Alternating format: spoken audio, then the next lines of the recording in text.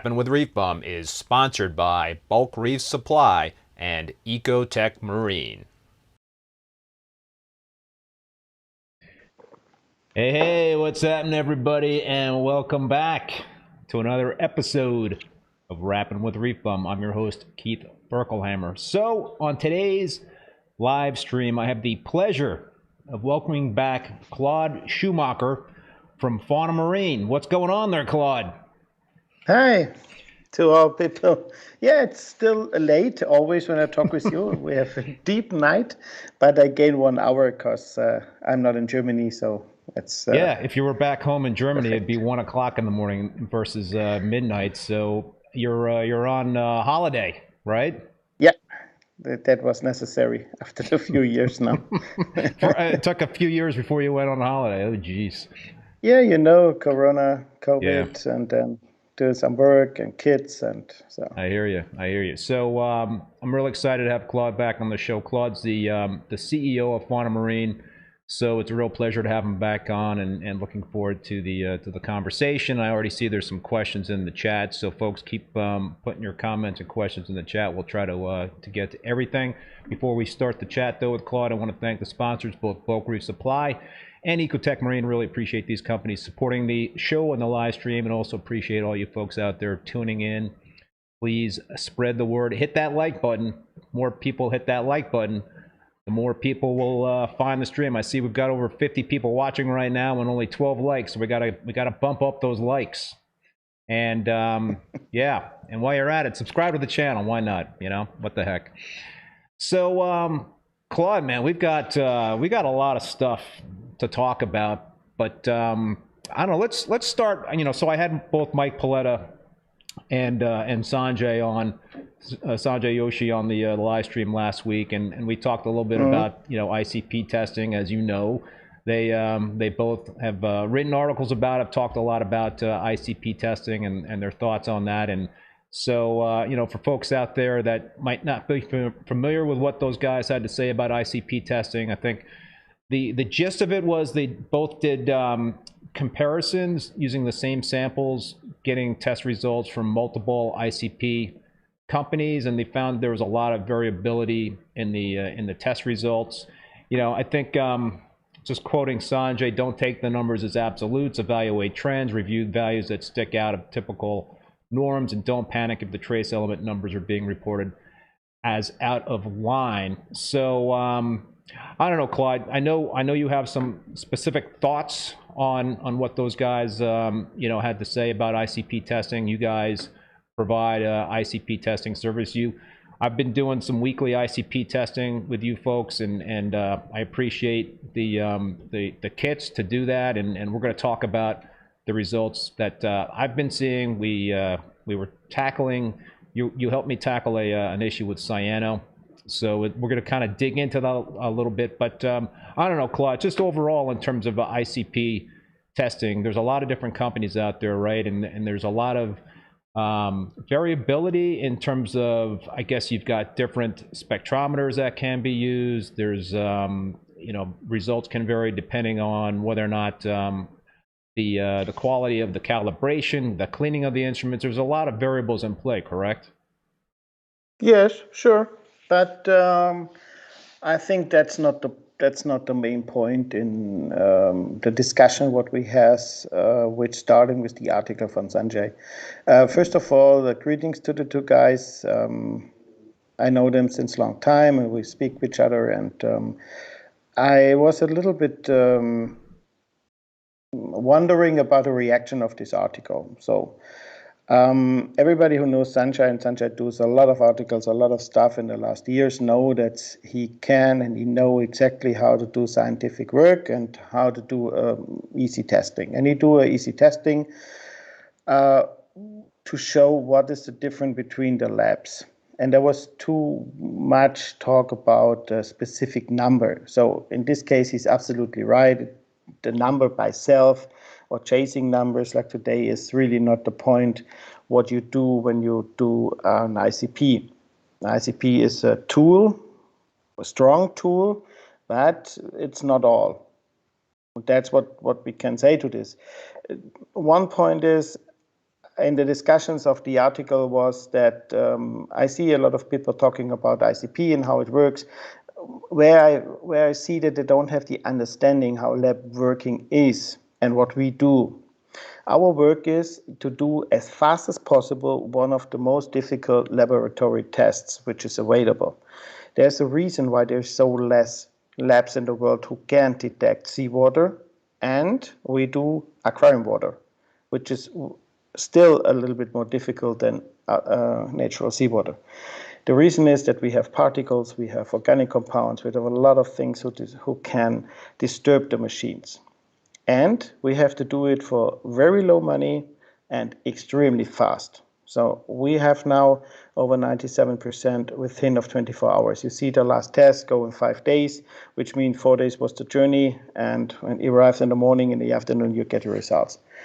And the leading companies, the leading labs today, I must say they know what they do. That I can say. Yes, there are sometimes difference, but when you have a deeper look in the difference, you see that there are only a few percent. So we don't talk about massive issues. If you look on magnesium, 1, 2, 3% is a big number. So you can see it. 1, 2, 3% on zinc or on vanadium, you don't see it. Because it doesn't matter if you have 5.1 or 4.9. And the most discussions we have always when, let me say, we say we have a zinc of 0.9 and ATI or Oceamo said in this case, no, I have whatever, I have 0.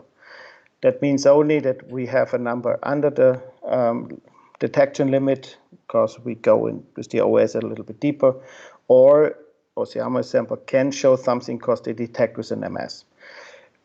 The real difference between the labs was not that showed exactly, which is not possible in an article like this, which we have today. So, and that's one of the points is like we discussed also is the interpretation and the way how to deal with the numbers and not the number by itself or the calibration or whatever.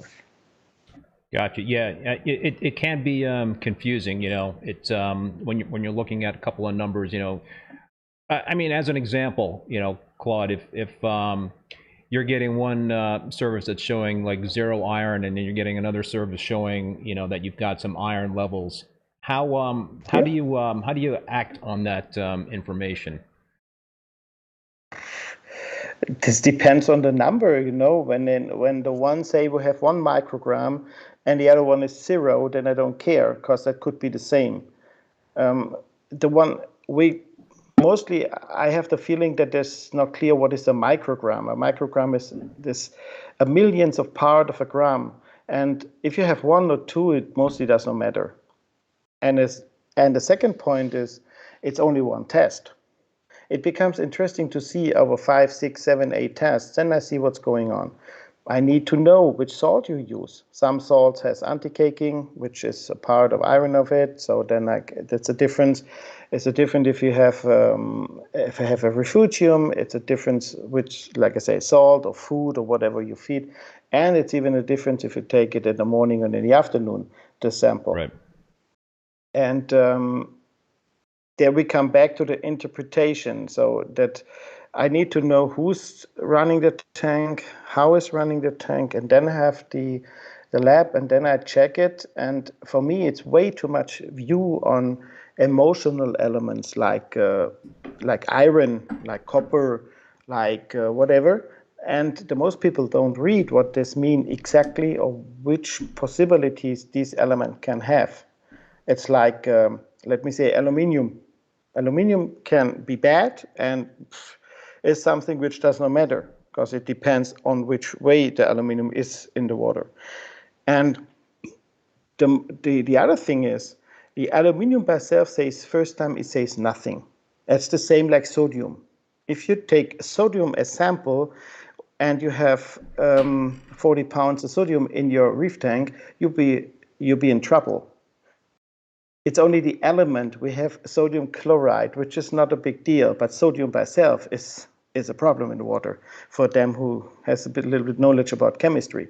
But nowadays it's too emotional and to focus on the number and not on the relation in the reef tank. So it goes to the reef tank. So what problems have the reef tank? So that's mostly the people doing ICP, not when everything runs well. So they do mostly when if they have an issue. And like you say, you do some changes, you have the cyanobacteria, and I showed you, look here, there, we have a lag. So now we bring it slowly back, and you see that the cyanos disappear. Or other stuff like Acropora flatworms or whatever. It's not only the number, it's the relation between the numbers, and it's the experience behind the people who do the interpretation, who knows, okay, go in this direction or this one.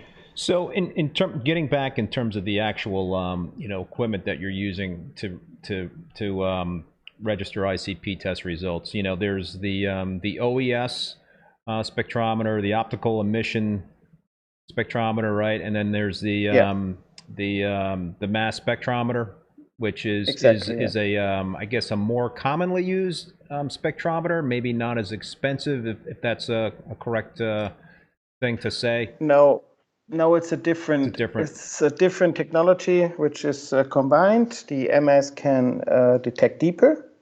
There's actually one in America too who offer the service, but the MS has some disadvantages and some advantages, definitely. The question is, if you go that deep, if you know that you have a very deep value, if it's necessary to know, and or it is irrelevant. If you detect 0.1 or 0.1 zinc, it's too low.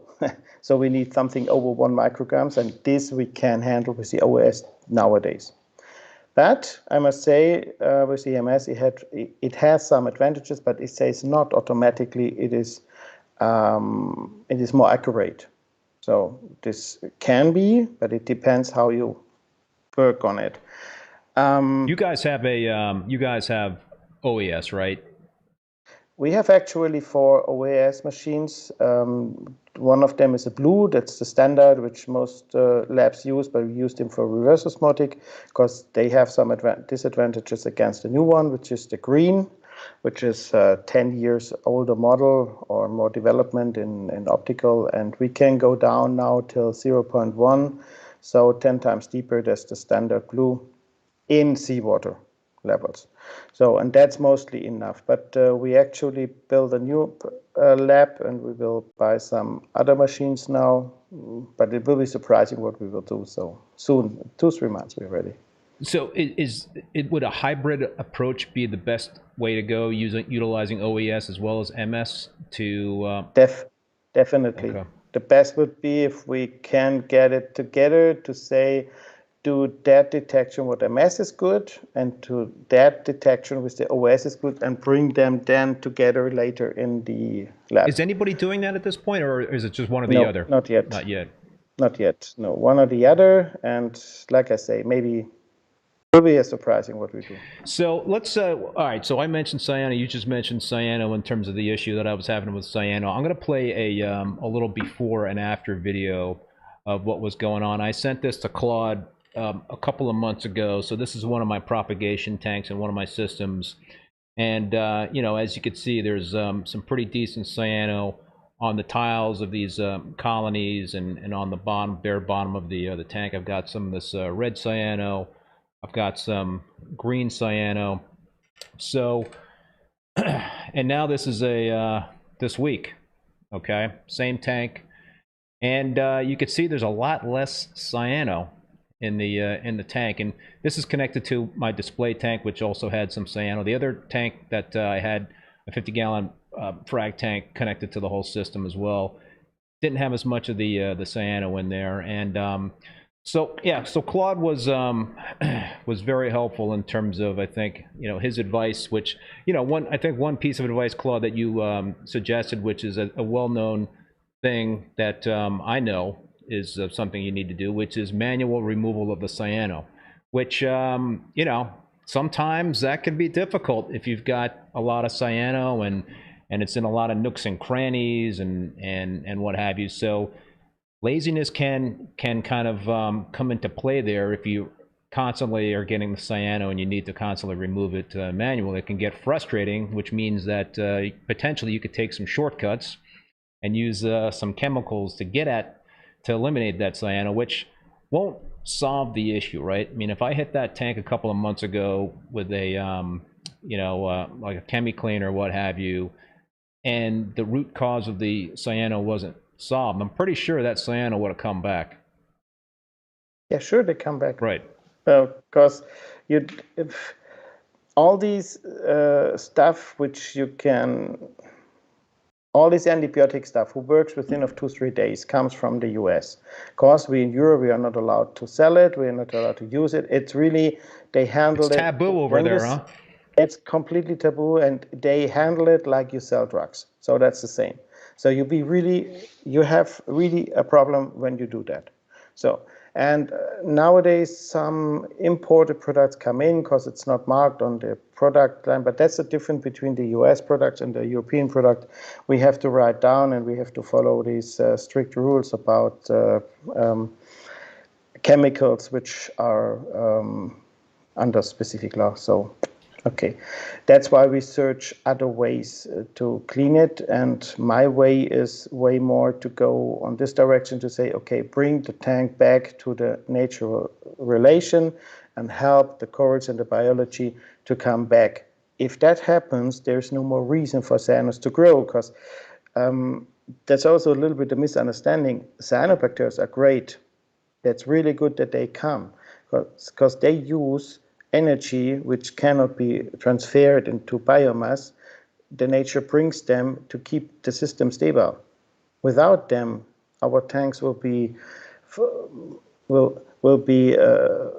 damaged way faster, because when we have rotten areas, when we have too much nutrients, all the things which cannot be transferred to biomass, which means it will then goes to the corals or to the other one. So cyanobacteria shows us, okay, there's going something wrong, there's some disrelation, and you have time, you have a lot of time to turn that back, and it goes faster when you remove them manually, that's right, but in big tanks or huge tanks, it's not possible. And I focus way more to say I don't change so a lot of things with chemical, because the chemical, if you use antibiotics, you always have trouble, because you also fight against bacteria on your corals and on your biology.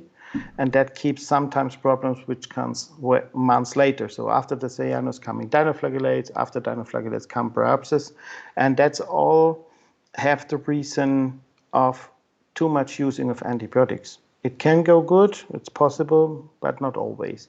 And so I decide to use all the data about the lab and the experience what we have to say, okay, what is the best way to bring it back? And it's a long time experience what I have. If you do it slowly and step by step, you will have later a way more stable system as when you do it fast.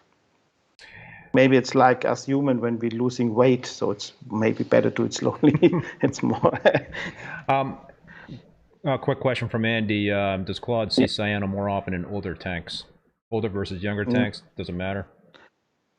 Different ones, yeah. We have the starts nowadays with the artificial materials creating a lot of cyanos, but if they come and they go, that's not a big deal. But the Lars syndrome is still there. Old tank syndrome, yeah, we called earlier, but nowadays it's we say Lars to it. Lars, what's that? The lazy ass reefer syndrome. Okay. So, there you go. Yeah, and the next problem is too much dosing of wrong bacteria, which is not a good idea. Bacteria as in a bottle can be helpful if you have a problem, but there's way too much dosing of them instead of looking for a stability biology which comes from corals. And this happens nowadays to the two main reasons. Earlier, we had some live rock, and then we put a lot of corals in. Now we have artificial rock, and we put only some small frags, so we have no biomass. And we have too less bacteria from the corals, not from the nitrification bacteria.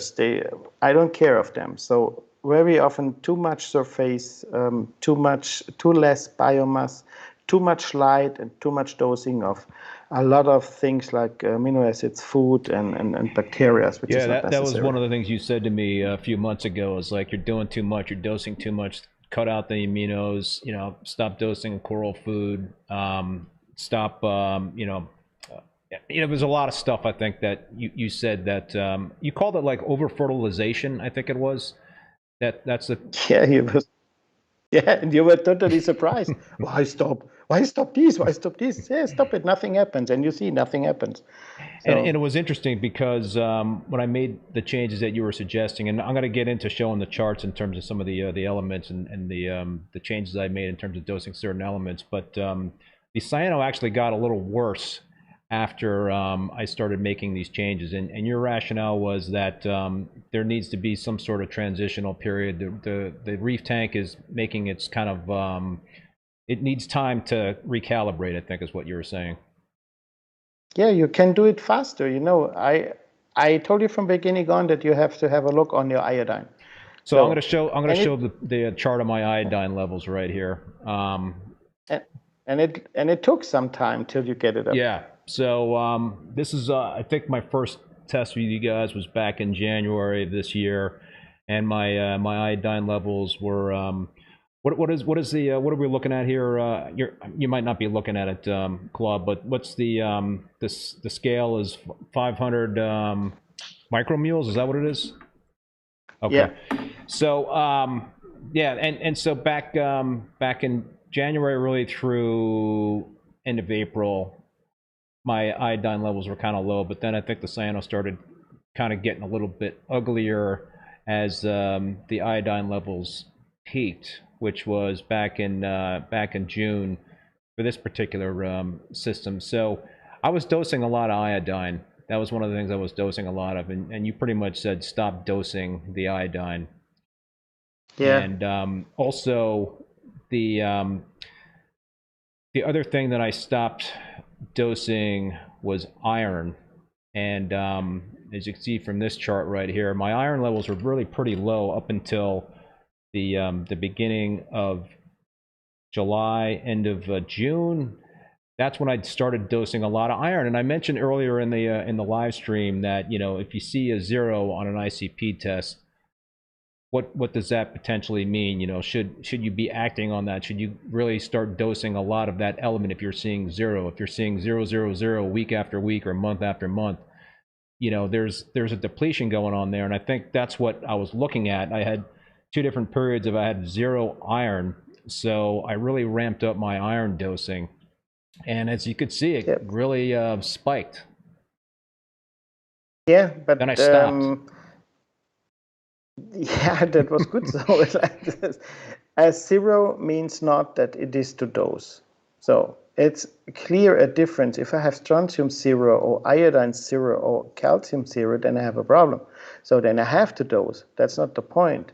But when we go to iron, chromium, cobalt, or something like that, these are elements which are such low, and usually they have way more than enough in food or in the care systems inside. So now we have in the US a little bit different as in Europe. In Europe, most people working with care systems, which are complete systems. So that means they're not dosing only alkalinity and calcium and magnesium, but they have also all the trace elements in ready prepare mixes. So our system called Balling Light. Balling Light is unique in this case. It's one of the oldest ones. It's starting in 1996, 97. We're starting with that system, which make it very easily to dose trace elements, the necessary elements, included calcium, included carbonate with 2 canisters. You can add it, and then you have everything in. Usually, you have way more than enough of the elements in a standard systems, because the system is made for limitation. And corals can work very good with limitation, but what they hate, like plants, is when they over-fertilized. And a 0 means only one thing, that in the sample was no more iron detectable for the machine. It means not that is no iron or nothing in the water. And I will give you a small explain about why this misunderstanding happens. If you look to the seawater in a reef, the water by itself is extremely clean. You will find extremely low levels of trace elements, extremely low levels of anything. The standard elements are there, they're stable all over the world, but elements by itself, it's not very high. For what reason? The corals grow good. The reason is they have food. And in the food, and if you look on your bottle of fish food, you see that we have milligrams, so 1,000 times more as we have in the water, we have in the food. Every time when the coral eats something, she gets all the elements she needs. So who tells that a coral take all the energy to get 1 microgram of iron or 1 microgram of zinc out of the water? It costs a lot of energy to produce, to open the protein tunnels, to get the element into. It's easier, way easier and more effective when she eats something. Because corals can do that. Right. So, and you feed all the time and you dose all the time. So it's not only the dosing by the element, it's also by the feeding. As long as the feeding and the care system is enough, you don't need to dose additional iron, chrome, and cobalt. I think the problem today is that even now we do soon a change to this is that's not clear about the data which comes from the tests, which is to dose and which not. But it's also very hard for us to say when you have to dose and when not without knowing the aquarium. With you was easy because I get the feedback. So I have picture, I have the feedback. We talk about, we say the iron is too high, iodine is too high, the fluorine is too low, you have to raise there. And you see that we don't go too specific on this element, we go over all elements and then we say put this, and this will have the effect on the other. I'm going to show, this is really cool what you guys have here, Claude, with the ICP service that Fauna Marin has. You've got, this is called a cyanobacteria forecast, so it's an ICP forecast, and what we're looking at here is, you know, so this was the most recent weekly test that I got back from you guys, and we're looking at iodine, fluoride, a ratio of nitrate to orthophosphate, as well as bromine. And so those are kind of the key indicators, right? And you can see all of those are in green. So if some of those are out of whack and into yellow and even into the peach, pink, whatever you want to call that color, then there's a, you know, what that is saying, then that is potential for development of cyanobacteria if you don't already have it. Yeah, that's a forecast system. So the forecast system works on AI-based calculations.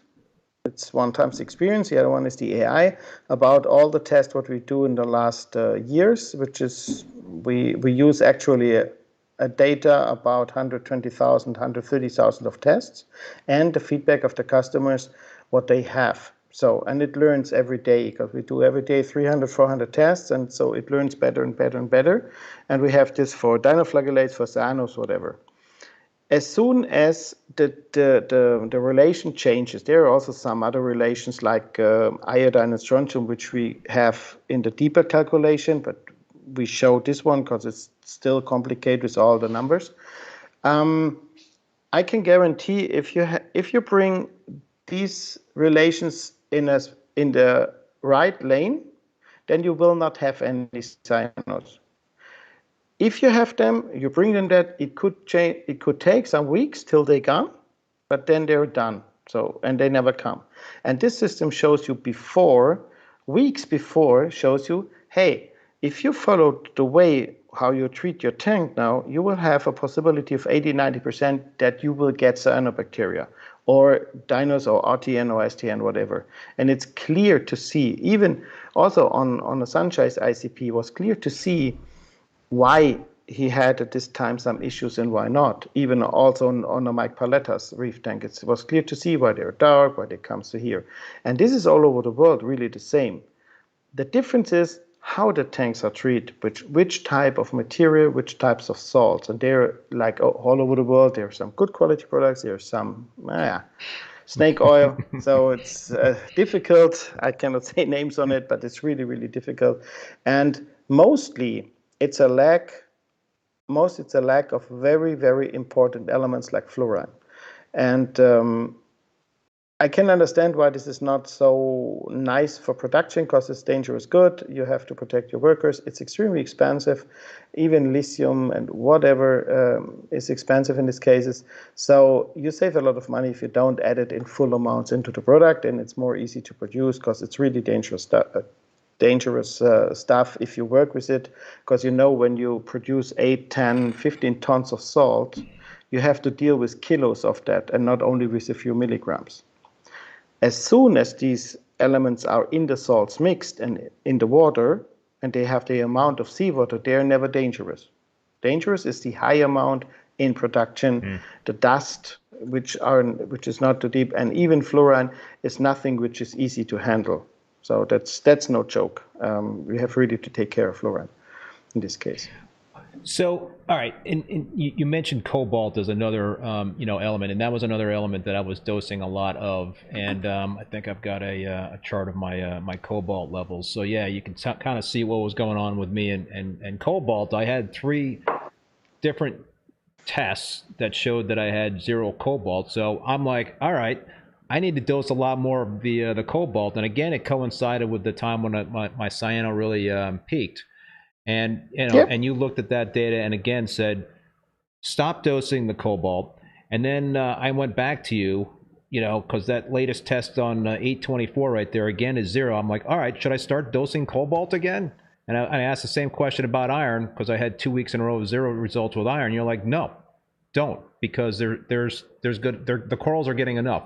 And I guess what you were saying before is that the corals are getting enough from the food that they're receiving. Are you talking about fish food? Are you talking about specific coral food? No, specific coral food and fish food, if they're made good, then they have the vitamins, B vitamins inside. And on B vitamins, the cobalt is one of the part. And these are all parameters where MS is quite interesting because they can go deeper. But on the other way is, when I detect cobalt on a certain level, it means not automatically it is relevant, even when I go very down. We need extremely very less amount of these elements. So selenium example, or cobalt or chromium, we need extremely low levels. We need them, but when you check the MS, you can see that usually we have a little bit an amount, 0.1, 0.2, 3 is always in the water, and coming with salt, with food, with fish food in the tank always. So, in this era of, the ICP testing and a lot of data and a lot of numbers and acting on the data and trying to make informed decisions and not trying to overreact, it is tough to not overreact when you're seeing consistent zeros. How, what would you say in terms of what reef keepers should not worry as much about in terms of dosing? We already talked about iron. We've talked about cobalt. I think manganese was another one you told me to stop dosing. I think nickel was another one. Are those no? No, that was different. Was that zinc? No. That was manganese and iron. Okay. So at the end, it is really simple. If the tank comes into a limitation of one certain element, which is rare, it comes not very often, and mostly these are frag tanks, which big skimmer, a lot of adsorbers or whatever, and then a lot of corals in and no fish food or something like in come in. So these tanks, they can have a limitation very often. Mostly we have way too much on elements inside, not too less, but the view is only on a 0 number and not on the other elements. A limitation of iron is clear to see, the same as a limitation of mangan, example. But as soon as you feed your fish, you have enough iron and manganese in the water. Even if you start to feed with Goniopora food or whatever things, you have way more than enough. And you can read it on the good products. They showed what is in, and they showed the elements on the bottles, and then you see automatically that you dose on milligrams. A small calculation, and you see you dose way is more enough. over the food. If your tank then still have some issues, and if all the other elements are in line and okay, and then you can find out, okay, now we have an iron, or we have detection, or we have a limitation of manganese, then we dose it. But that's the point, that's the end. That's playing around with colors, it's playing around with the things. Before, we have to check the light, before we have to check the nutrients, the halogens like iodine, fluorine, bromine, strontium, calcium levels, the phosphate nitrate relation, 1 to 100. These are the points in 99.9% of all the reef tanks which makes the problems. Salinity is a problem, you cannot believe that. I have maybe 2, 3, 4 tanks in a year which have really iron limitation. And these tanks are mostly dead tanks who have a very high phosphate level. With the very high phosphate or phosphate dosing, you're creating limitations which you don't need to do if you stop to dose phosphates in the water. So it's always also the reaction. So like we explained last time, if you have very low fluorine, you cannot stabilize the iodine.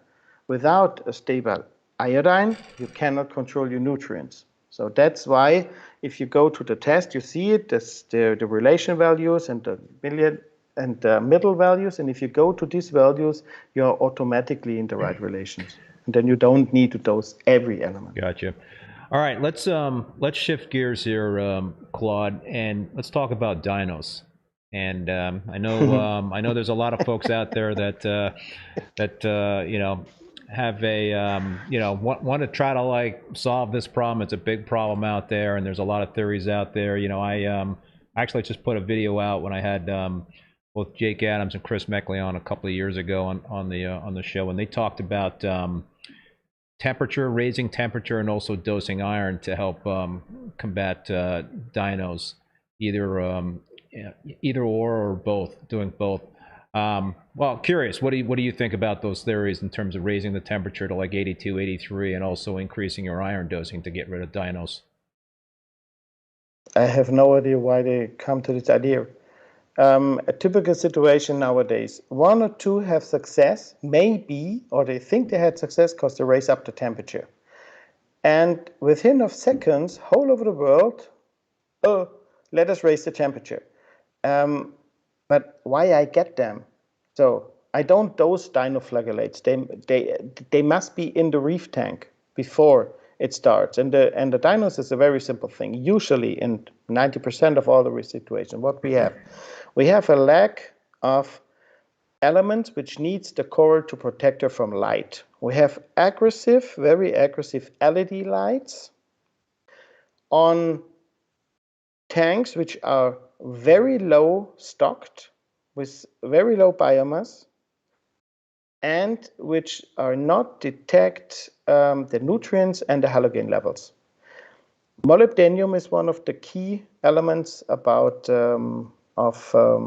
dinoflagellates, same as fluorine, iodine, and a high lighting. So, and I'm showing another ICP forecast. This is the dinos forecast, ICP forecast. Yeah, there you can see it exactly. Which elements. So this was for my one of my systems: iodine, fluoride you mentioned, then bromine and molybdenum, and then there's that ratio nitrate to orthophosphate. No, your tank has not a problem because it was not the light heavy. You have your stocked, and you have a high iodine. The other can have a problem is if you have a very high tin concentration, or a single element like zinc or copper which is high and the other is on 0.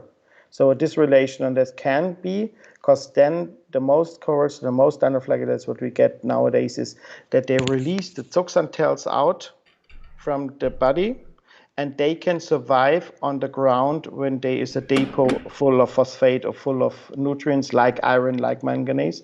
Then the dinoflagellates can survive on the surface, and then they starting to act as a dinoflagellate, as they do usually in nature, before the coral take them in. So we find out, meanwhile, we do some genetical tests about the dinos. We found, meanwhile, 3 or 4 of these species which we can find out that they are also in the corals. In the other 2, not yet, but maybe we bring them in with the rocks or with the corals, I don't know. But in 90% of all the things, it's a light problem. So dinoflagellates come from too much light. And the first thing is reduce the light, do an ICP test, give up all the halogen levels like fluorine, like iodine, bring them in line, nutrients 1 to 100, and 1 week later, 2 weeks later, the dinos are gone. Nutrients 1 to 100 in terms of nitrates to phosphates. Yeah, 1 to 100. Yeah. Polo1126, thank you so much for that super chat. Great conversation as always. And here's my down payment on that purple monster frag. Well, you're going to have to make about 100 more of those super chat donations for that purple monster frag. Thank you, Polo1126. I appreciate it. So what also should we be thinking about, Claude, in terms of dinos? Does it, you said the 100 to 1 ratio in terms of nutrients. So obviously 0 nitrates is not a good thing. 0 phosphates is not a good thing. You want to get those levels up. The 0 nitrate, 0 phosphate coming from a time where we work with zeolites. So we use a filtration material. It was a zeolite, and nowadays, if people use them, they get fear about aluminium. Maybe you need to explain that zeolites are a mineral which calls aluminium silicate. So these particles can be also in the test, even if you use syringes like we do, syringe filters, like we do. And so the aluminum goes high, but it does not matter because it comes from zeolite. So, and the sense for the zeolite filtration was always one thing: to reduce the unwanted elements like iron and manganese, which are too much in, and to give the possibility to dose them, which we want, like zinc, vanadium, molybdenum, and copper, and together with the nutrients, together with a little bit of, not the nitrate, we use ammonia and urea, and the phosphate, which we use then the phosphate on another product or over the food. So the corals absorbed it, the bacteria absorbed it, we have the detection of 0, but the tank was fully stocked with nutrients. Nowadays, today, where zeolite is not that common, I say to the most people, going to 004 and phosphate and to 3, 4, 5 nitrate. Raise it up in this way, and this brings the most stability in system. That's the best level, in my opinion. What happens though when the dinos are absorbing all the nutrients and you're getting 0 readings, and you might not have 0 readings? I mean, how do you get a true accurate read on nutrients when the dinos are potentially absorbing it all? You can go over a food. So in our product, how you can use it, it's coral dust, or it is from Polyblub, it's Reef Rights, a sample. It's a great source of particleized phosphate.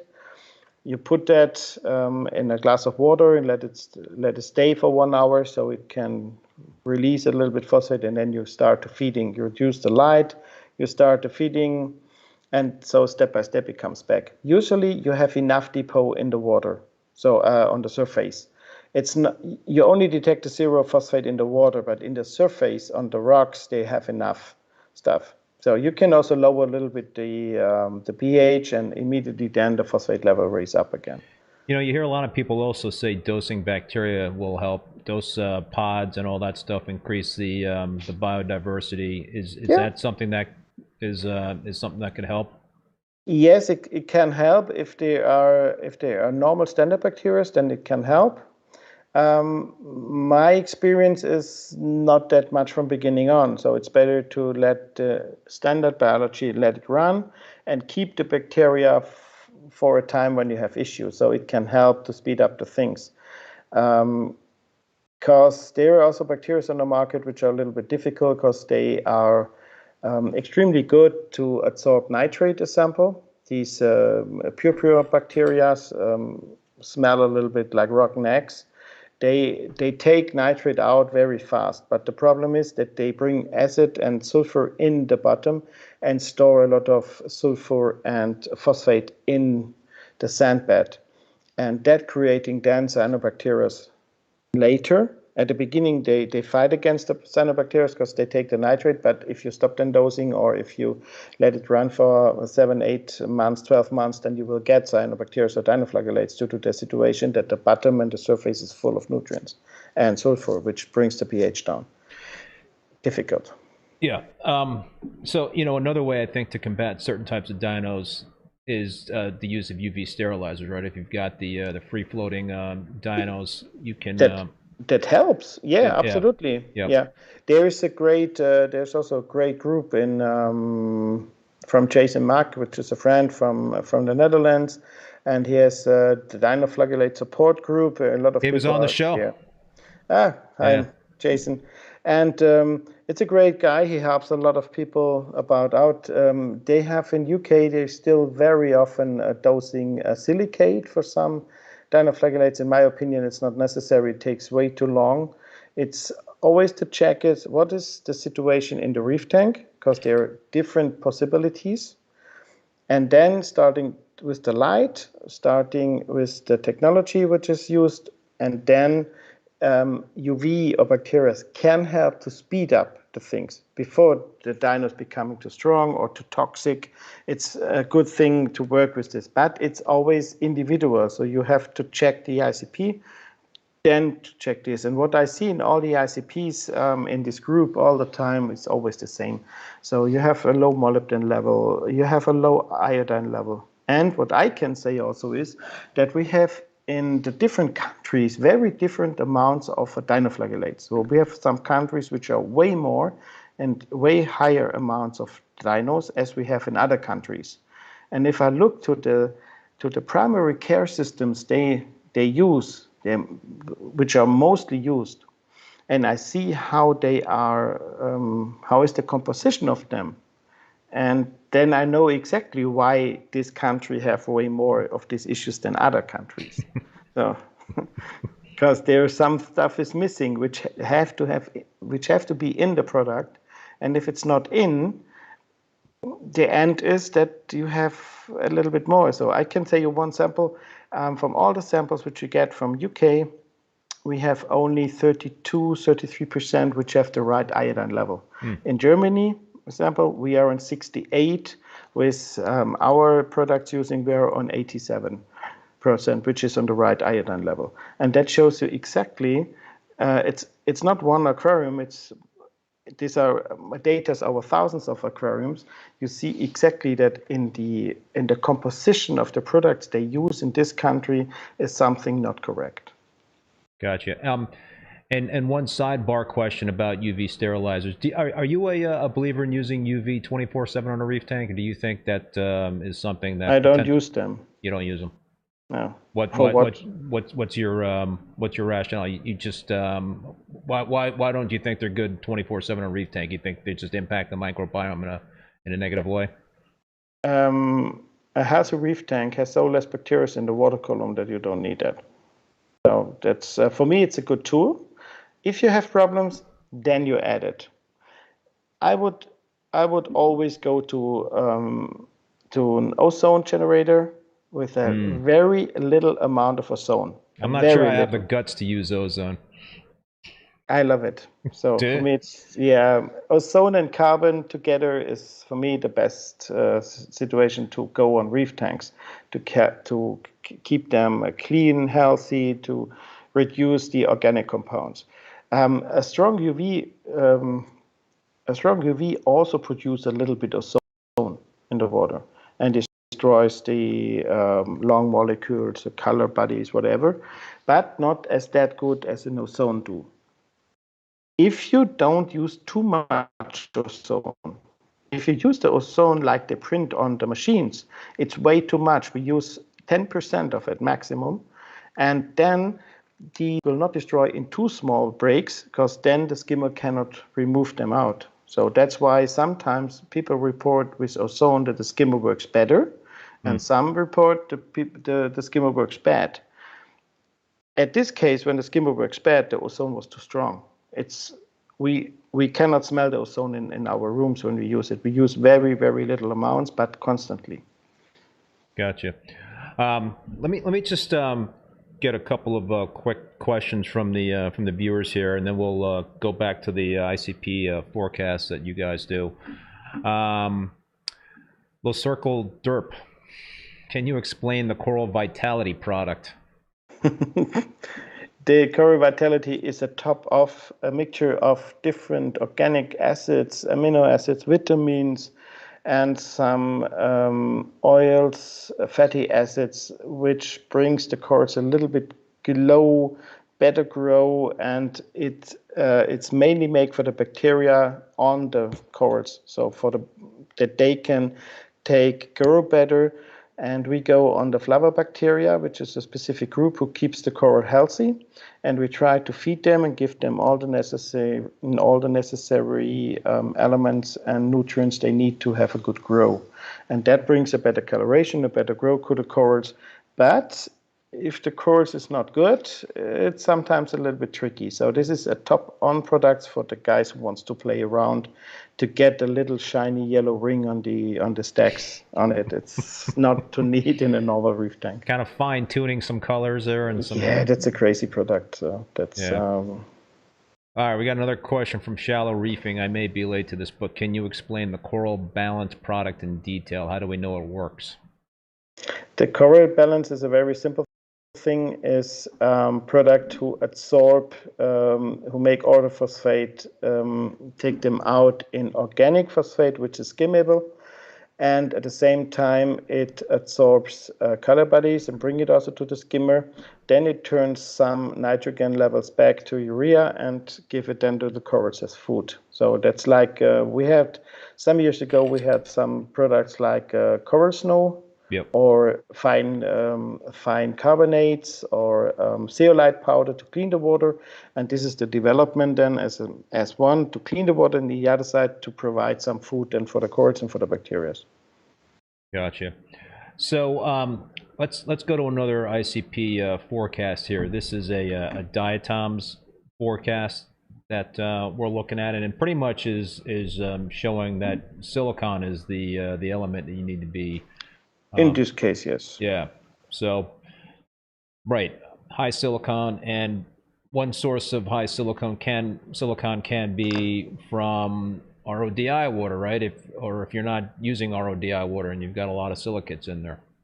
Yeah, it's in Europe very often because we use some sort of silicates will be used in the tap water systems to clean them and to protect them for aggressive cultural surface. So they add the silicate in the water, and they don't do that all the time. They do that monthly, weekly, and shortly in high amounts. And if that goes then through the reverse osmotic water systems, then it can cause this diatom blooms in the system. But that's also in every country a little bit different. Claude, man, I'm really digging these forecasts. I didn't even realize that they were on your website until you pointed it out to me. And then I started really digging around on there, and I was like, man, this is pretty cool stuff. It's pretty interesting. There's also a thread algae forecast. So I'm assuming that's like hair algae, that type of stuff. And again, you're looking at iodine, fluoride, iron, and manganese in this case, as well as nitrate and orthophosphate. So I don't have any of the thread algae in my system, so it seems to be in a good spot there. I don't have any diatoms either, I should mention, although it said I got a risk for diatoms. Yeah, it means that's a possible risk. So, because as long as I don't, the light samples plays a big role. If you dose, let me say, products which is full of vitamins, so too much vitamins or too much amino acids, which I cannot detect over the ICP, plays a role if you get a fast outbreak or not.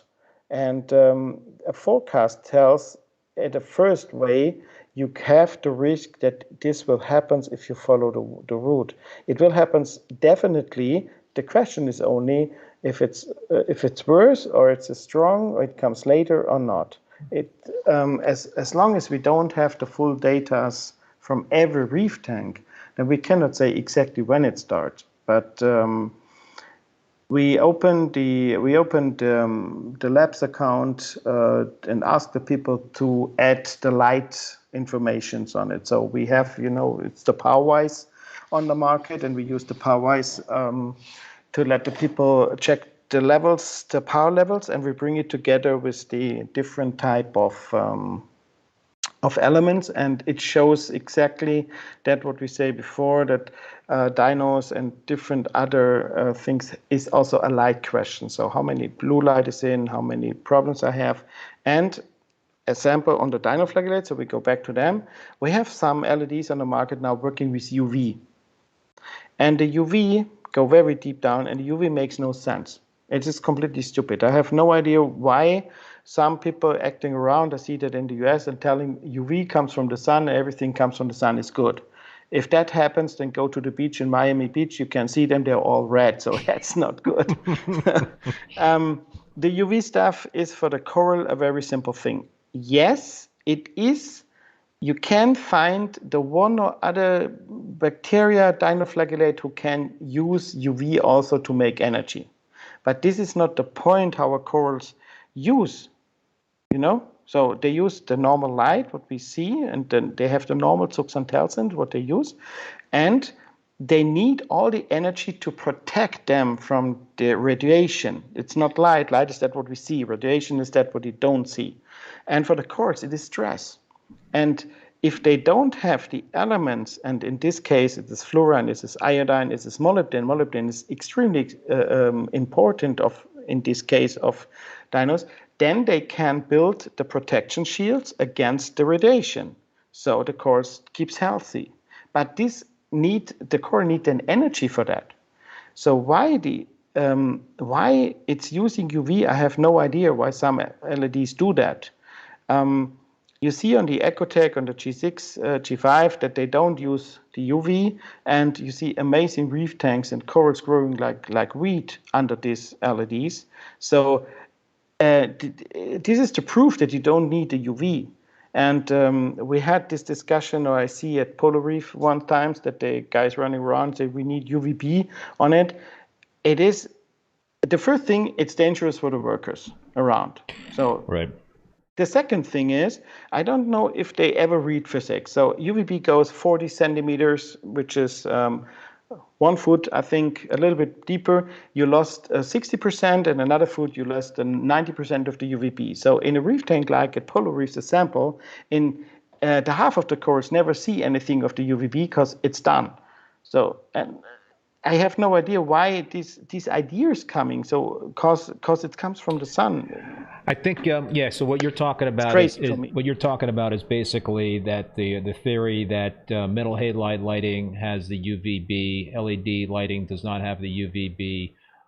There have been some anecdotal, cases where there's been some RTN, STN episodes under LEDs versus halides. So that has, I think, raised the question of whether or not the LEDs have that protection that the corals would need in terms of that UVB light.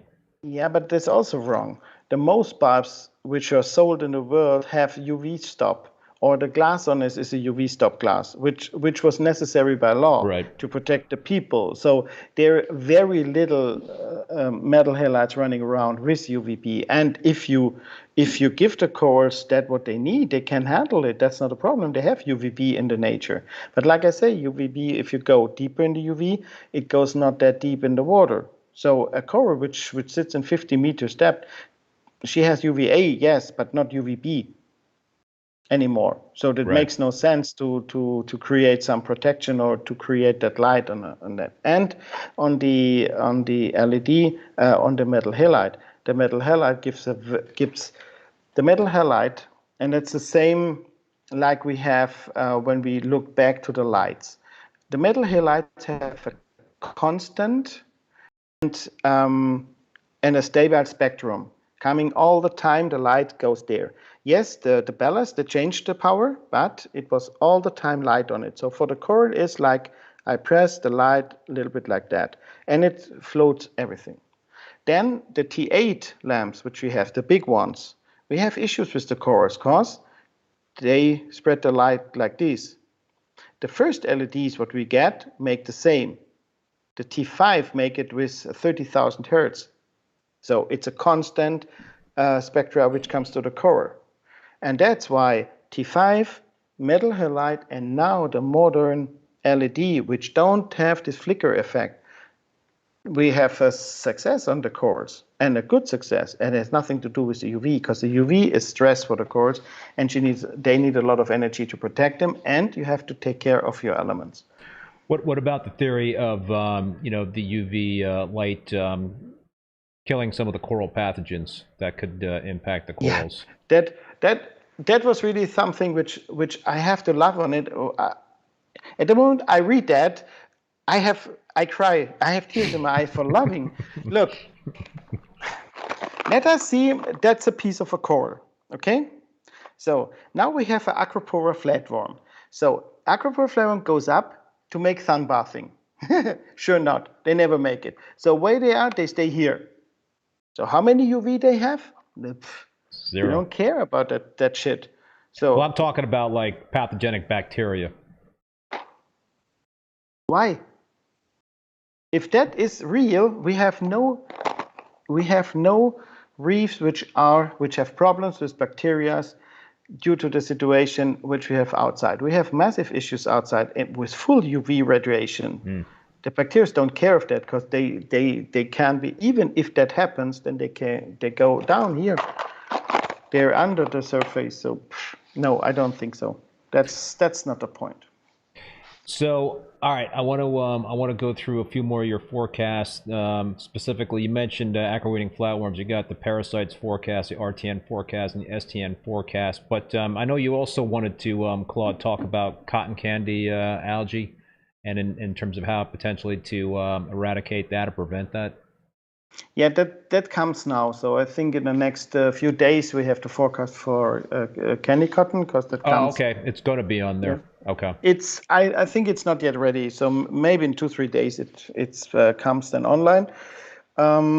We have now about 1,500 tanks which have these, and we find clear numbers. We had ideas before, because candy cotton was in the last years not a big deal, not a big problem. In the last few months, it comes more. I'm not sure why it happens now, but it's always the same. Acropora flatworms, Montipora snails, or some algae stuff comes in waves. So every time over the year, it comes most in June and in the September, end of September, people reporting now we have Montipora snails. So, and then they go down in October, then you heard it. Never in this amount. The forecasts, and if you go to Acropora flatworms. So I'm going to go to the parasites forecast. Yeah, the parasite forecast is now over all parasites. I call about bugs, and I call about Acropora flatworms in Maine. And the specific reason behind is following. If the core is healthy, and the course has enough specific elements, in this case, sulfate, and fluorine, and strontium sample, they can produce their own antiparasitic molecules, which they can fight against the worms and keep them very low. In reef tanks, which has a lot of Acropora flatworms, and we raise up the levels on the right levels, you see that the amount of worms, they go down. They go on 1, 2, 3 specific Acroporas, and if you clean them, you can get rid of them over the time. We never have, in these tanks, we never have these massive outbreaks. If the elements that you're talking about are in line. Yes, or in this case, I go a little bit higher. So instead of sample fluorine, instead of 1.5, then I go to 1.8, 1.9. So nearer to the border, which becomes then dangerous. But this helps the corals then to fight themselves, and way less Acroporas or way less corals get infected by these parasites, as we have in these tanks where you find very low levels of these elements, and then they are quite strong, which is quite normal, because the corals, they need, like plants, they need some They need their nutrients, they need their nutrition, and they need the elements. And if they don't have it, they suffer. And if you suffer, if you are not strong, that's the same for us also. Less sleep, no good food, you will be faster ill as if you are in a good condition. And even if you get ill, you're not that ill like you have if you are suffering or starving a lot of. And that's the point in this case. And we find that also out over the time that it's way better to clean. Even if it's possible that some tanks even get an outbreak of worms or some bacteria, like we have a lot of problems with the archobacteria or Vibrio diseases, and that happens even in tanks which are really, really good in that what we see in the ICP. But like I say at the beginning, ICP is a tool. It's not all which you have to take care for the reef tank. So it's also the food, it's also the light, it's also other parameters. And looking at the corals, right? That's always a key, is looking to see if the corals are happy. Yeah, sure. So they have, but you know, for us, sometimes it's easy to say this and say, yeah, look at the course, you can see it. But as a beginner, so that's the same when they say, yeah, press the button on your computer. It's like, oh, which fucking button I have to test? So why it don't work? It's clear, press here. Say, I don't understand what I have to press. So why this shit does not working? I can really understand people starting that hobby. They have way too much information. So, and too much wrong information and too much information from people nowadays which has no experience. They have social their media. own tank. Yes, also social media, but that's also point is that one say now use Kalk water, that's the best. So then hundreds of people think, okay, I take Kalk water. No idea what is the advantage of that system and what is the disadvantage of the system. And if it's okay for my system, maybe for the other guy it's okay because he has a coral farm, he can clean the bottom, he do ICP, he take care of his elements. The other guy have a mixed reef tank and is all the time 2 ways out of the house. Then it could be a worse idea. Right. So there's no more discussions about it is good for me, it is good for my reef tank, yes and no. And for that you need experience. But nowadays a lot of people don't have this experience. They have experience for one tank. And that they take out, and that's the problem nowadays. Yeah.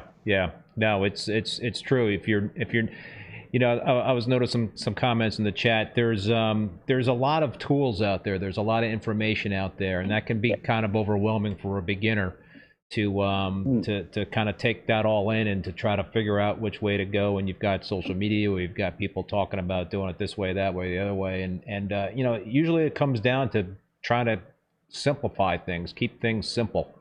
Yes, absolutely. You need a skimmer, you need a little bit of carbon, you need good flow, you need some lights. And it is possible today with the most lights which you can buy, even when you start with a cheaper one, you can run a reef tank with standard and normal corals, which everybody grows and which you can get cheap. So if you try to keep now the fanciest Acropora, the fanciest Tenuis with the fanciest name and 1,500 the piece with the little yellow ring on the top. This is high class, and even the professionals have massive issues to keep them in coloration. Yeah, there are 2, 3, 4 people who can keep them in the original color, and I know that the first Walt Disney. I see them on the shows, and I see them under daylight and the other ones. While in Europe, nobody's seen them before. Yeah. What they sell today has nothing to do with the coral which was there. And I know that a few pieces coming to Worldwide Corals there, they put it in the reef tank, changes the color within some months before. Not this glow, not this specific type of colors which we're in. And everybody runs behind this, but at the end it's not possible, and they forget how nice normal corals, I say normal corals, can be if you do them good in the reef tank and nice in the reef tank and have a look on the right colorations, and they can get together and not push every fancy coral because they have a good name in one tank and wondering why they can work each other. So, and I see that very often. Very sensitive SPS together with LPS. And these are two different habitats. So is the name game a big thing in Germany, or that's really not existent? Do people buy named Aquapora? It becomes over inflation. So everybody at the beginning it was quite okay. So it was really good. So it was clear. This chorus comes from here. This chorus comes from there. But then we have some. After a few years, it's starting that we have a chocolate tenuis, which was a fucking brown coral, you know.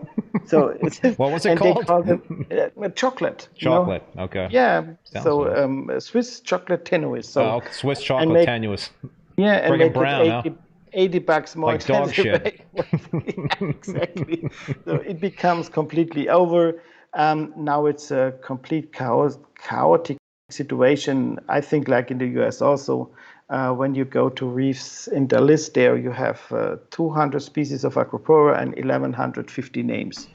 So yeah, there you go. Hey, so Claude, getting back to aqua-reading flatworms, I think the first question in this chat was about one of your products, Franklin Datian. Not sure if I'm pronouncing that correctly. Can you guys talk about aqua-reading flatworm X? I have good success with it, but multiple friends weren't so lucky. What is the advice for this? On the website, it's always to this product, to this specific products with the X on it. There's a HTU how to use on the website. And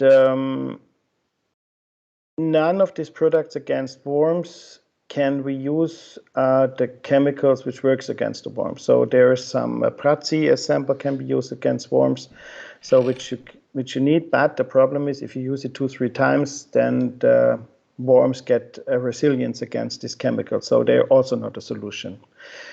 This product, what we have now, this AFX, blocks the development of the eggs and blocks the development of the adult worm, so makes them very slow. They need a few months now till they get eggs. The eggs are smaller, and the babies, they cannot go further, so you can block them very good. But it's necessary that you follow these HTU, which means we work with temperature, we blow them away, the big one. We say especially don't dip the corals all the time, because the dipping nowadays makes the coral easy snack for the worms. They love it. Meaning that they get they lose their they get a little vulnerable. Yes, because we destroy the microbiome of the coral. So we bath corals one time, and then when we have the meaning is something, we take them out, we spray them a little bit with a strong salt water or with fresh water sometimes, and we spray the parasites off and put them back. We have in the most tanks, when we have Aquapora flatworms, then we use 1 or 2 victim corals. So like Aquapora tricolor, Aquapora millipora, one of them. And they tricolor, yeah. These corals, yeah, tricolor. We bath them. So with these dips which are nowadays there, which have the oils, and the oils are very aggressive to the skin of the coral. And so the adult worms, they love this because they go directly to this corals, lay a lot of eggs on it, because that's the perfect environmental then for the babies, that the coral is not strong. She cannot fight against the worms. And then all the other corals were never affected on it. As soon as if you go to the forecast, you see the parameters which you have to bring it in, and then it works proper. And mostly I see at these tanks, which does not work proper, is that they put only the product in, but they don't do care of the corals and to the environmental around that the corals can fight against the worms by self. And sometimes it needs a little bit longer. We have sometimes success in 4 weeks. We have some worms need some months till we get rid of them. But I'm always sure now that we have more than one species. We have 2-3 species of Aquapora flatworms. And I mean not the new Aquapora flatworm stuff. I mean really that what we call Aquapora flatworm. We have 2-3 species. We have small brown ones, which are extremely aggressive, We have large yellow-white ones, which are very low. So I think there will come in the next few months and years, maybe more information about which type of species worms we have exactly. So the product is essentially interrupting the reproductive cycle of the worms. It stops not 100%. The worms are really clever. So as soon as you start to dose something, they start to lay their eggs earlier as normal. They produce other type of eggs. They're reacting immediately against every toxic situation coming in. But that's clear. The parasites in the reefs, they have to fight against very, very strong toxins from corals and from other animals there. So they can handle this extremely good. That's why we have also some problem with standard chemicals to work against them. Like even if you do a full dosing of Praxi sample, you can kill not more than 90%. 10% survived it always. And the problem is immediately after the first dosing, the 10% have a resilience against Praxi. And this is a big problem then. Yeah, that is a problem. So Franklin also had another comment about aquareating flatworms. I've received several reports suggesting that it enhances SPS vitality and helps resist aquareating flatworm bites. Does this align with the expected outcome? Personally, I haven't observed this effect. That I must read again. I don't understand it. So pretty much what the comment is that, and I've heard this before, that even if people don't have aquareating flatworms, that the use of this product will improve the vitality, the health of the SPS. So people will dose this kind of product to make the acros, I guess, stronger and less. Yeah, that's possible. Yeah. Okay. And but go ahead. But there's really one important thing is, if you have signs of worms, stop dosing amino acids and stop dosing bacteria products. Every bacteria product. Worms love that. So this is fuel for them. So that's really the first thing. Have to reduce that and keep the tank clean and have a look on the elements. That helps. When you say keep the tank clean, what do you mean by that? The tank clean means not too much food. Okay. So if you have a fish, you have some fish in and you have some corals in, and then nowadays it goes that you have 5, 10, 11 different foods on the table. The first thing is, in this case, when this happens with aquifer flatworms, is go to a frozen food or a granule food and give food to the fish, and that's it. Stop the coral food can be good, but it's mostly not. Mostly it's also fuel for the worms. So there you really need a very specific food, which means it's protein and fatty acids, but not amino acids and not bacteria and not small particle size of bacteria stuff, because that the worms like extremely good. It is to go to strengthen the corals that they become more strong, and then the products which are on the market now who works against this, they can then do their work proper. What about the use of UV sterilizers and activated carbon? Should those be discontinued when using the aquareating flatworm X product? It's not necessary, but it's better if you stop it. So they work better. So we have people who use it and they have success also. But I think it's better not to use it. But on the other side, the effect on the corals, that's also why I don't like UVC. You cannot dose anything in the tank without harming it completely. The activated carbon, it depends a little bit on the carbon. There are carbon who can take it out, and this is carbon on the market who cannot take it out. That's the problem. it's activated carbon is not activated carbon. There are many, many differences inside in porous and which source they come from. So with our carbon, it will not take out, but I know there's actual carbon on the market who can take out. That's why we said normally you can, but it's not. If it's not necessary, then don't use it at this time. Gotcha.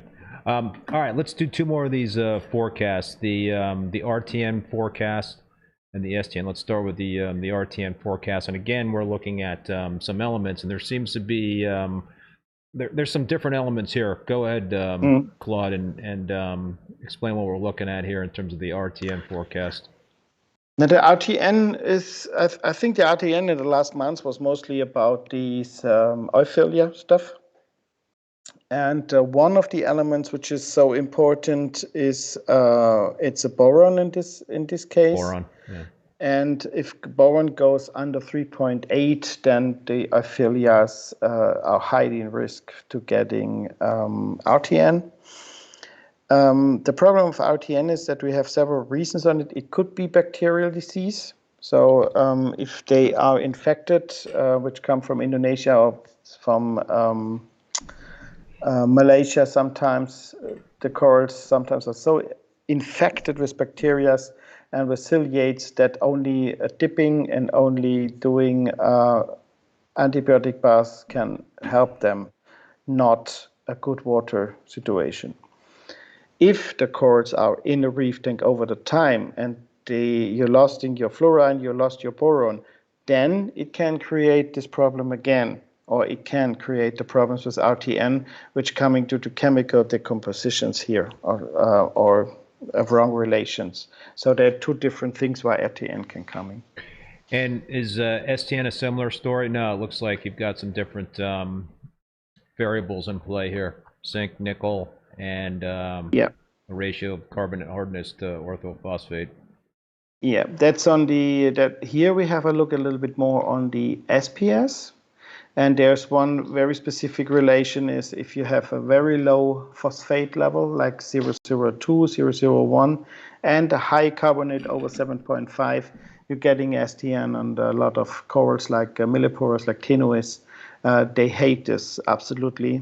And that's why it's a little bit different, because here we look a little bit more on the SPS and on the RTN, which you have way more in LPS situations, so it's a little bit different. Zinc also seems to be a very important element in a lot of this. Zinc is absolutely important, yeah. And it's totally different in the use of the reef tanks.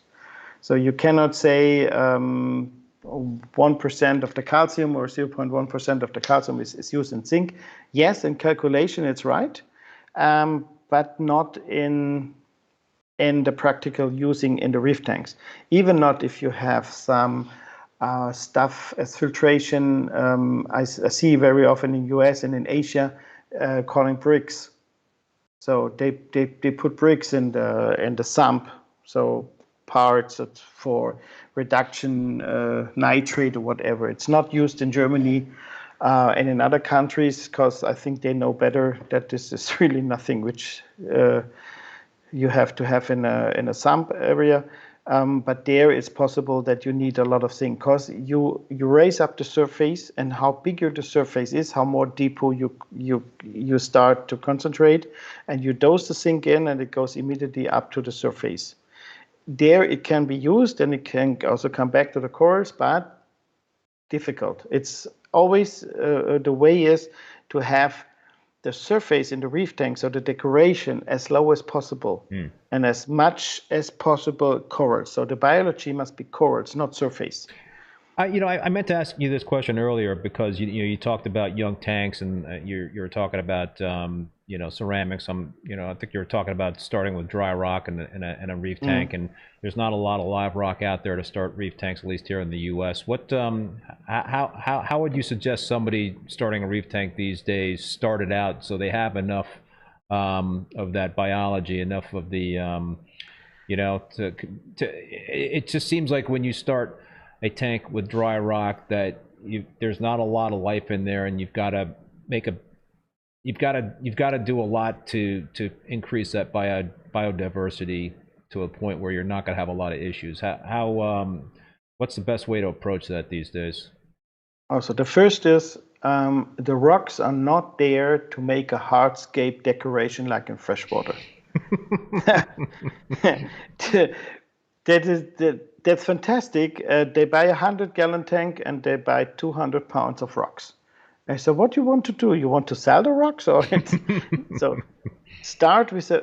maybe start with a few rocks, not a lot of sand, and then with critters. So snails and hermit crabs, a sample. Yeah. So, and start to feed them. Avoid dosing liquid phosphate or liquid nitrogen, even if the phosphate is on 0, because this goes in the deep pool and will create a lot of cyanobacteria and more problems later as you want.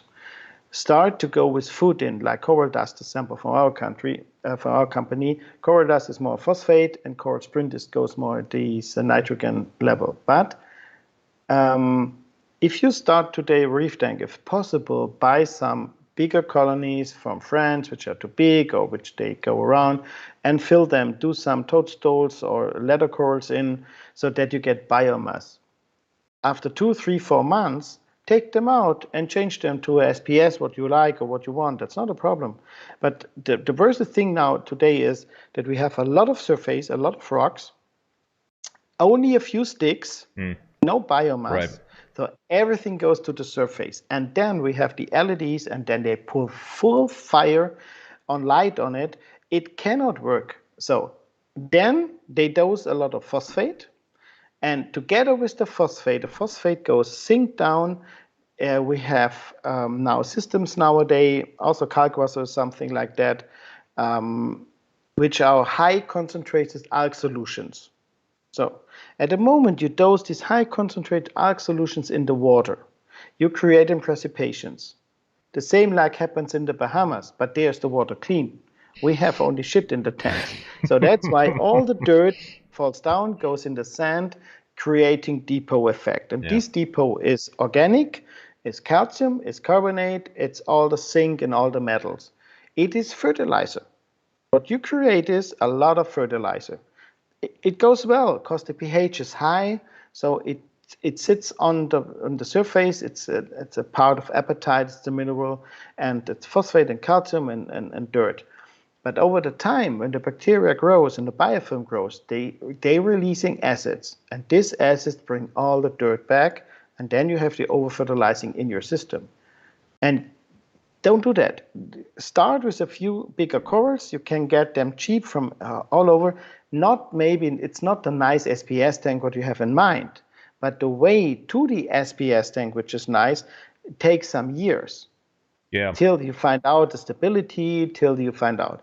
And there are so many underrated corals on the market nowadays. If you have a nice red cap, a green cap, a red cap, and a violet ones together, these colorations are amazing. These a Milka, Stelaphora Milka sample. So one of the most beautiful corals out there, I think. Absolutely. Start with them. Let them grow. A good grow and a full packed tank normally don't have any issues, and it's easy to maintain. You don't need a lot of elements. You need only a good system which provides you with calcium and with the right trace elements. And even the knowledge about what is in the elements, like we both discussed about it. It's very difficult if you don't know what is in the product. But at the beginning, to understand an ICP and to understand all these biological things which happens there, this is not possible. And it's not possible to find out for a beginner nowadays who has experience, who knows that, who has a farm. So if you go to companies today who has a farm, who shows in 20 years, 10 years, 20 years that they can do farming of corals, not buying from wholesale, do some cuts and sell them. No, farming, I mean refarming, and there's not a lot of companies who do that. When you go in the US, it's a Top Shelf Aquatics example, or some others around. They do farming since many, many years. There, they have knowledge, they have a way how to go. After that if you have somebody who you can talk with, like a mentor that you have, then you find your own way. Then you change maybe the companies you use, the food you use, but then it's your way, and then you know what you do.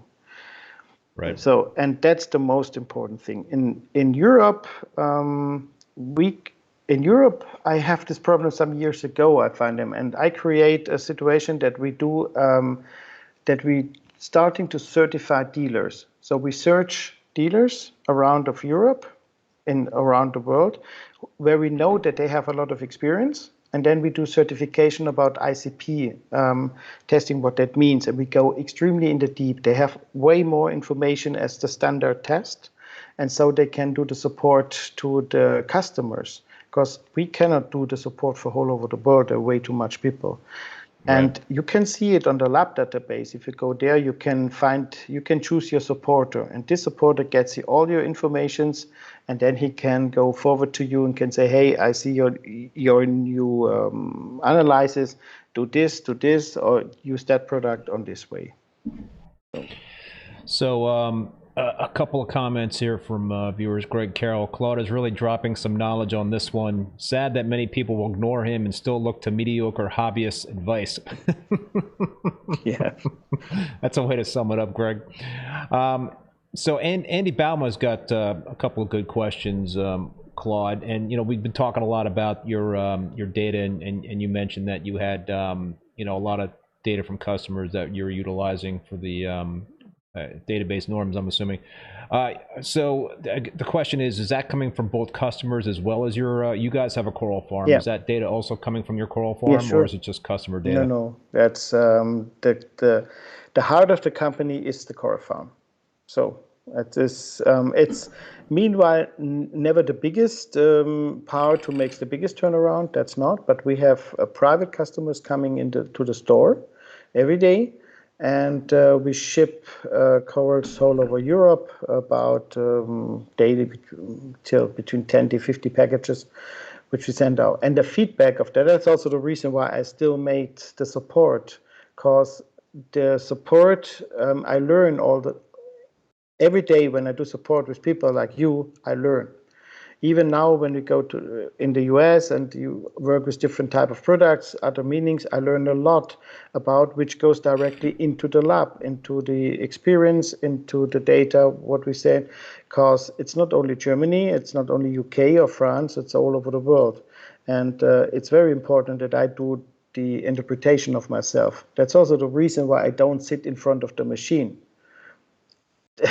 The guys who run the machines, they're specialists on lab technology. So their work is to create numbers, not numbers which I like.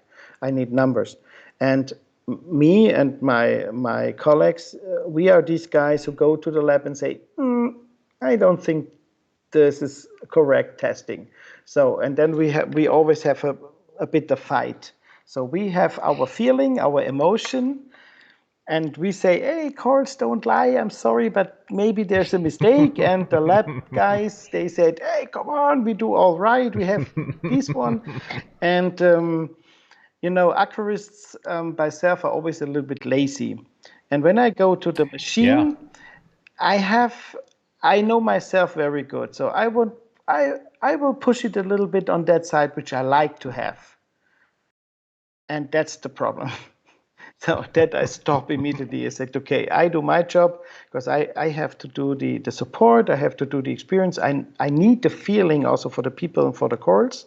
And it's impossible to do at the same time the technology, pure and very disciplined and very great. And that's also a big difference which is in the labs. So there are not many labs in the market today which have coral farming. So it's daily, 2 times. We have the direct access to the farm, to the thing, and we find mistakes in testing and problems in testing over the years, which have nothing to do with a good calibration. Nothing. The calibration was perfect, but the level was still wrong.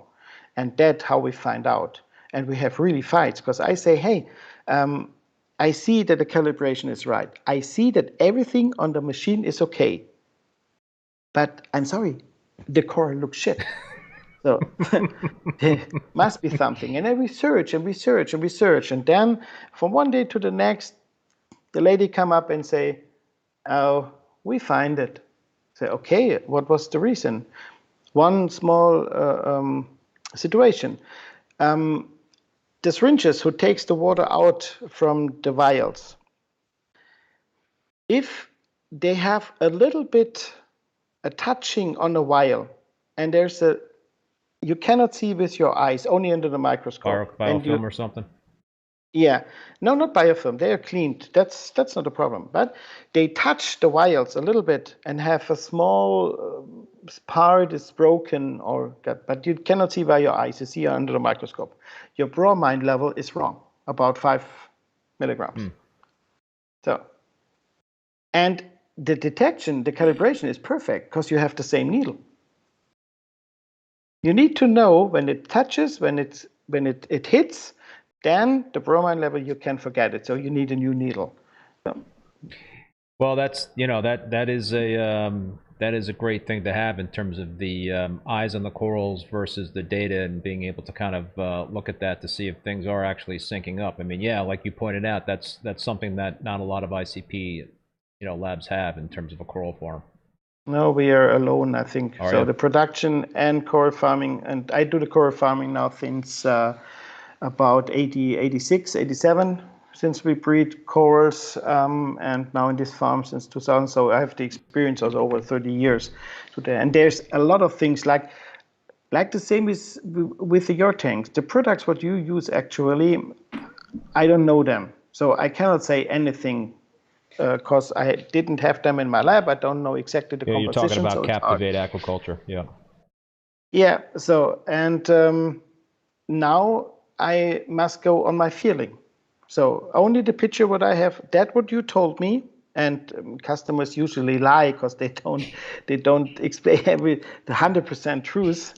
It's normal you're Really? blind on your own reef tank. Yeah, that's no, never. No idea. Who said this? No, and so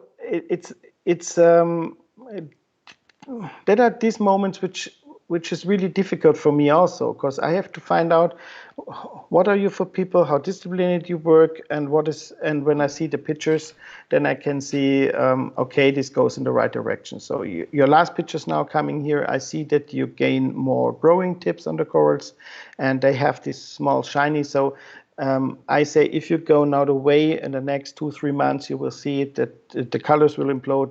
Your cyanos will gone, and you will have a very stable system. Automatically, you will see that, and they get them brighten up a little bit more. And yeah, it took time.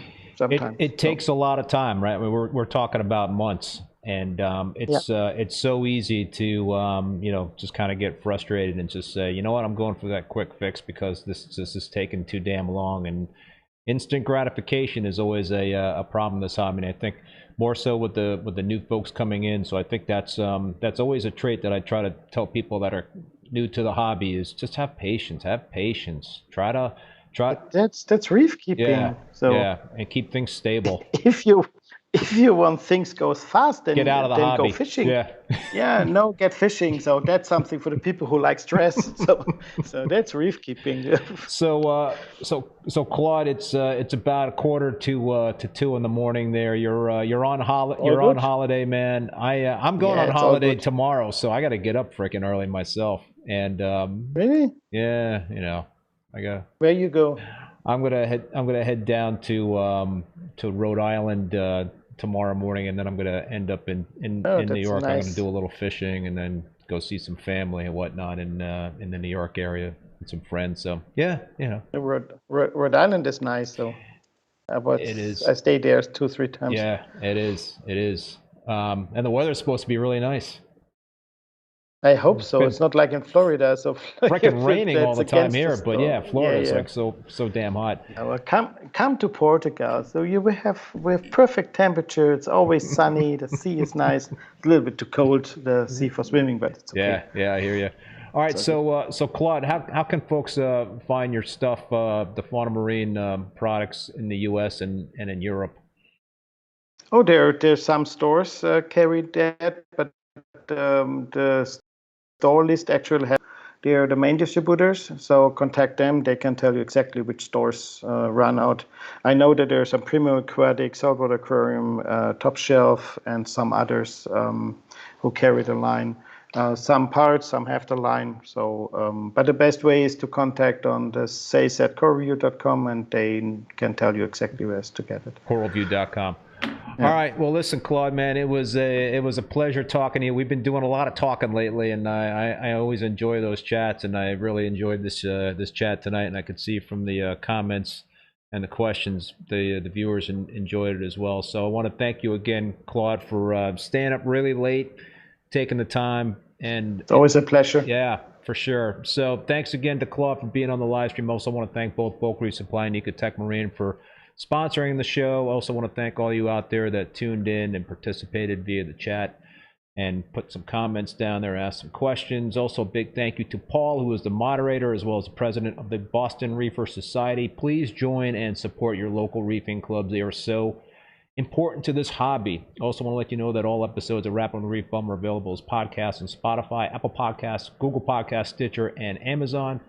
My next Rappin With ReefBum live stream, and this is a change in days now. I'm going to be doing these live streams on Tuesdays. So the next live stream is going to be next Tuesday, September 5th at 7 p.m. Eastern Standard Time. Going to have Alex Correa on. A hobbyist, also is a volunteer at the Waikiki Aquarium, so that should be a great episode. Had him on a couple of years ago. Looking forward to having that conversation with him. If you want to see the full upcoming schedule of guests, visit reefbum.com. and check out the YouTube section. Until then, be safe and be well. We'll see you next time.